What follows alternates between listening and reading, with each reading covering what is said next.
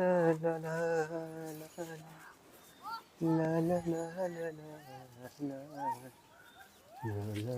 चाचा तेरा लड़का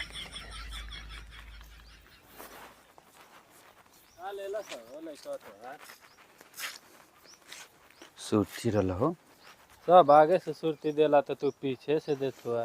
अरे हमार लड़का बड़ी संस्कारी है भैया, बाप के मुंह पर कुछ ना खाला। अच्छा लजाला का बहुत लजादू रह। हाँ। धीरे से पीछे में से थमा दिल अपन खा के चल जाला। तब तो बड़ा संस्कारी बा। और बाप बेटा संग आई खा ले लो सुरतिया। संगे कहाँ खाली जा, संगे खिले सो पीछे में से थमा दिल लेके गोइल की दोनों जना एक ही मुंह पर ना का बड़ा लो नहीं मान मर्यादा रखले रहेला लड़का हमार। हमारी मुंह पर बस सफाई देतुआ।